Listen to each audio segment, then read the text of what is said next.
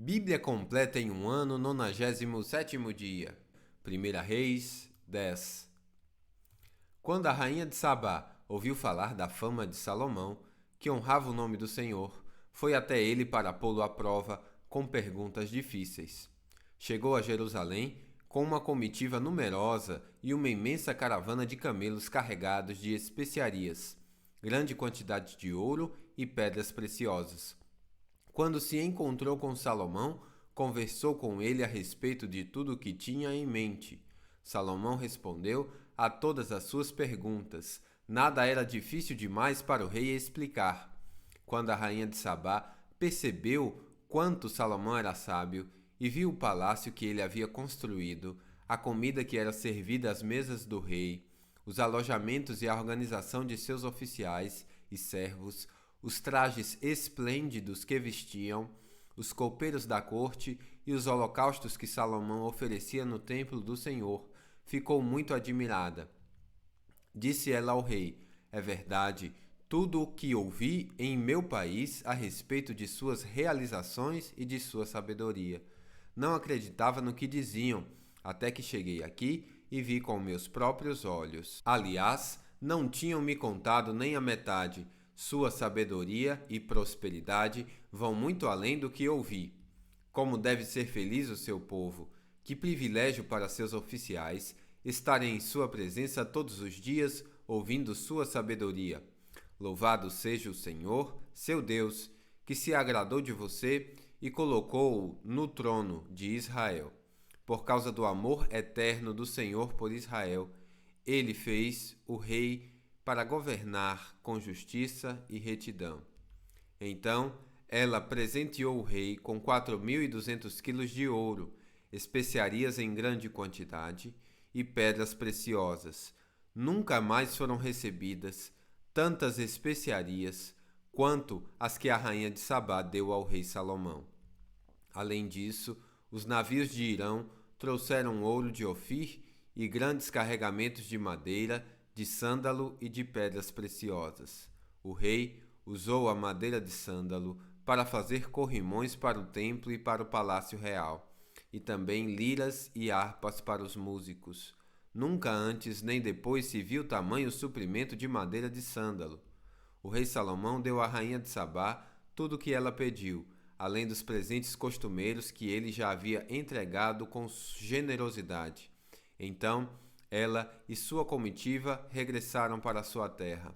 A cada ano, Salomão recebia cerca de 23.300 quilos de ouro, sem contar a renda adicional proveniente dos mercadores e comerciantes de todos os reis da Arábia e dos governadores do país.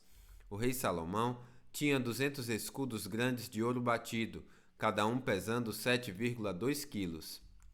Também fez 300 escudos menores de ouro batido, cada um pesando 1,8 kg.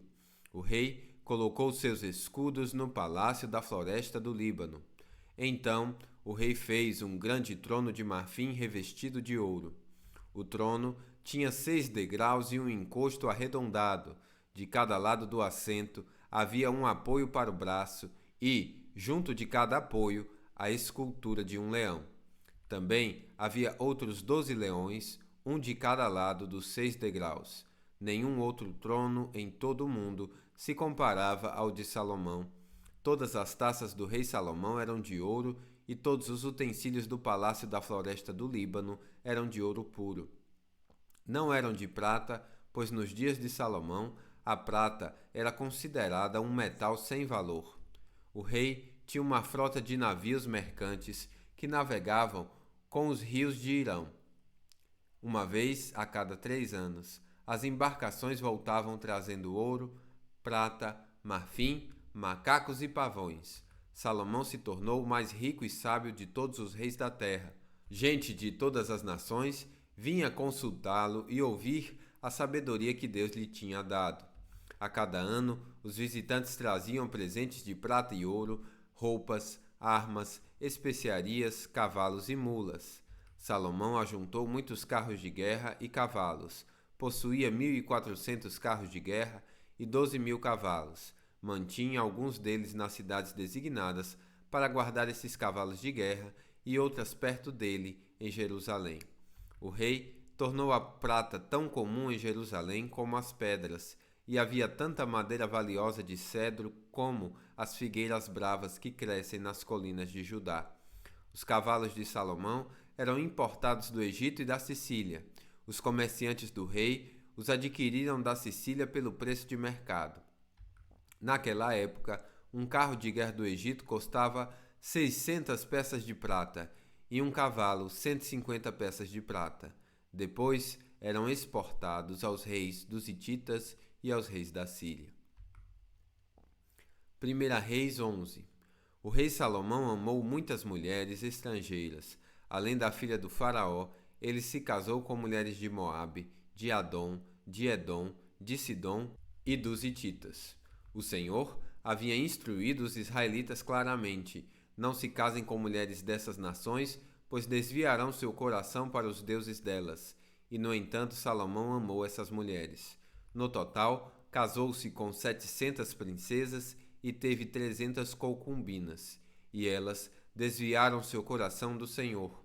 Quando Salomão era idoso, elas o induziram a adorar outros deuses, em vez de ser inteiramente fiel ao Senhor, como seu pai Davi tinha sido. Salomão adorou Astarote, a deusa dos Sidônios, e Moloque, o repulsivo deus dos Amonitas. Com isso, Salomão fez o que era mal aos olhos do Senhor. Recusou-se a seguir inteiramente o Senhor, como seu pai Davi tinha feito.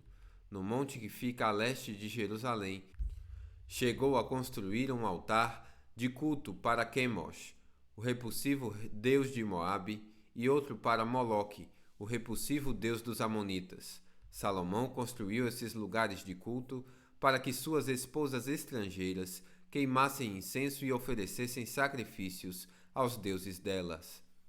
O Senhor se irou com Salomão, porque o coração dele tinha se desviado do Senhor, o Deus de Israel, que lhe havia aparecido 2 vezes. Ele tinha advertido Salomão especificamente que não adorasse outros deuses, mas Salomão não obedeceu à ordem do Senhor.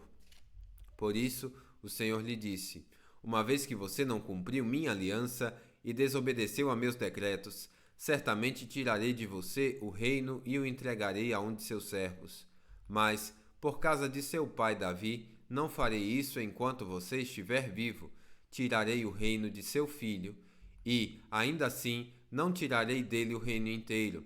Deixarei que governe sobre uma tribo, por causa do meu servo Davi e de Jerusalém, a cidade que escolhi. Então o Senhor levantou o edomita Hadade da família real de Edom para ser adversário de Salomão. Anos antes, Davi tinha derrotado Edom. Joabe, comandante do exército de Davi, tinha ficado para trás a fim de enterrar alguns soldados israelitas mortos na batalha. Enquanto estavam ali, mataram todos os homens de Edom. Joabe e o exército de Israel tinham permanecido ali 6 meses até matarem todos os edomitas. Contudo, Hadade e alguns dos oficiais de seu pai conseguiram fugir e seguiram para o Egito. Na época, Hadade era bem jovem. Partiram de Midian e foram para Parã, onde outros se juntaram a eles.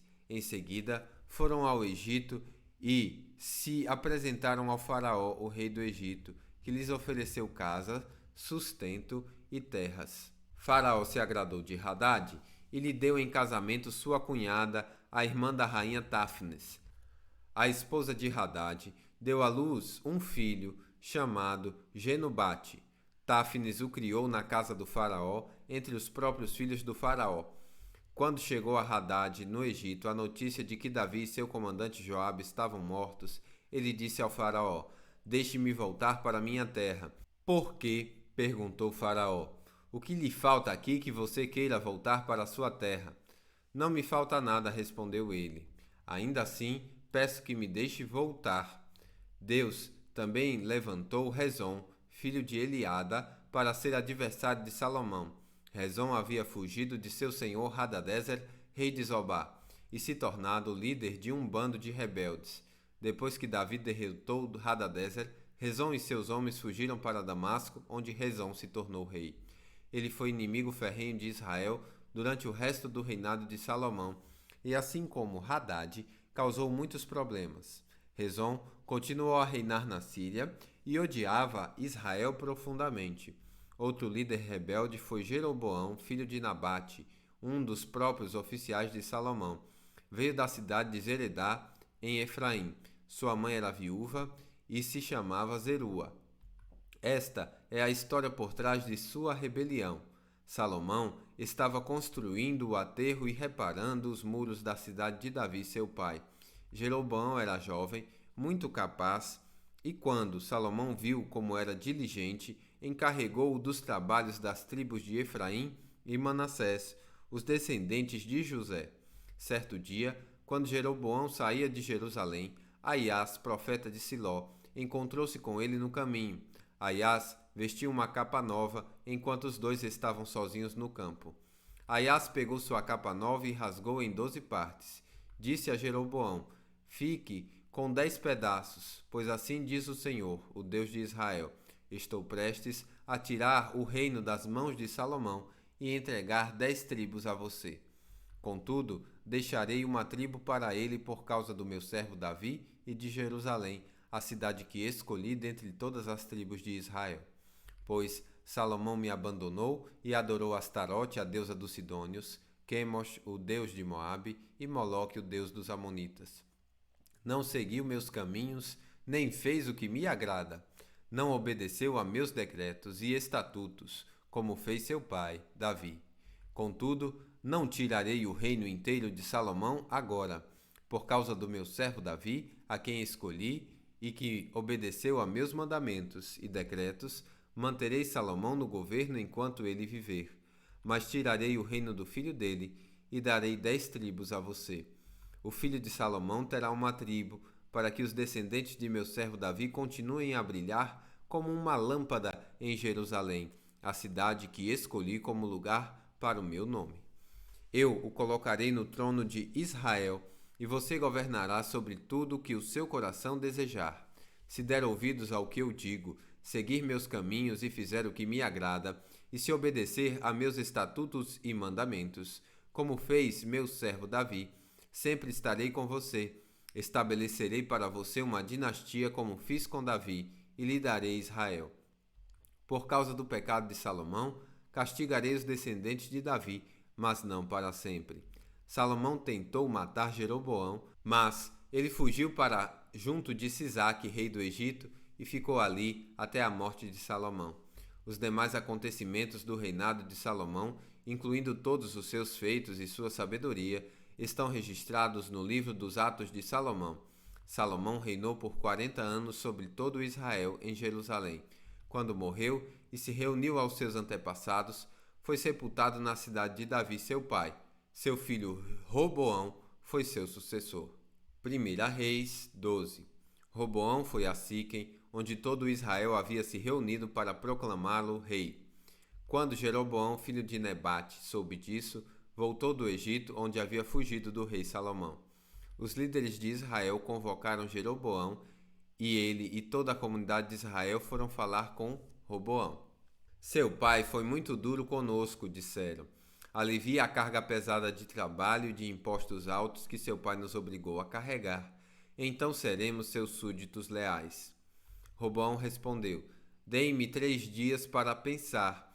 Depois voltem para saber minha resposta. E o povo foi embora. Roboão discutiu o assunto com os homens mais velhos que haviam sido conselheiros de seu pai, Salomão. O que vocês acham? Perguntou ele. Como devo responder a este povo? Eles disseram: Se o Senhor estiver disposto a servir este povo hoje e lhe der uma resposta favorável, eles serão seus súditos leais para sempre. Mas Roboão rejeitou o conselho dos homens mais velhos e pediu a opinião dos jovens que haviam crescido com ele e agora o acompanhavam. O que vocês me aconselham? Perguntou ele. Como devo responder a este povo que deseja que eu alivie as cargas impostas por meu pai? Os jovens responderam: Você deve dizer o seguinte a essa gente que diz que seu pai foi muito duro com eles e pede alívio. Meu dedo mindinho é mais grosso que a cintura de meu pai. Sim, meu pai lhe impôs cargas pesadas, mas eu as tornarei ainda mais pesadas.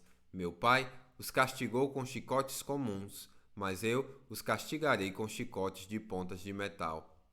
3 dias depois, Jeroboão e todo o povo voltaram para saber a decisão do rei, como ele havia ordenado. Roboão lhe respondeu com aspereza, pois rejeitou o conselho dos homens mais velhos e seguiu o conselho dos mais jovens. Disse ao povo: Meu pai lhe impôs cargas pesadas, mas eu as tornarei ainda mais pesadas. Meu pai os castigou com chicotes comuns, mas eu os castigarei com chicotes de pontas de metal. Assim, o rei não atendeu o povo. Essa mudança nos acontecimentos foi da vontade de Deus, pois cumpriu a mensagem do Senhor a Jeroboão, filho de Nabate, por meio do profeta Aias de Siló. Quando todo Israel viu que o rei não iria atender a seu pedido, respondeu: Abaixo a dinastia de Davi, o filho de Jessé. Nada tem a nos oferecer. Volte para casa, Israel. E você, Davi, cuide de sua própria casa. Então o povo de Israel voltou para casa. Roboão, porém, continuou a governar sobre os israelitas que moravam nas cidades de Judá. O rei Roboão enviou Adonirão, encarregado dos trabalhos forçados, para restaurar a ordem, mas o povo de Israel o apedrejou até a morte. Quando essa notícia chegou ao rei Roboão, ele subiu rapidamente em sua carruagem e fugiu para Jerusalém. E até hoje, as tribos do norte se recusam a ser governadas por um descendente de Davi. Quando o povo de Israel soube que Jeroboão tinha voltado do Egito, convocou uma assembleia e o proclamou rei sobre todo Israel. Apenas a tribo de Judá permaneceu leal à família de Davi. Quando Roboão chegou a Jerusalém, mobilizou os homens da tribo de Judá e Benjamim, 180.000 dos melhores soldados para guerrearem contra Israel e recuperarem um reino.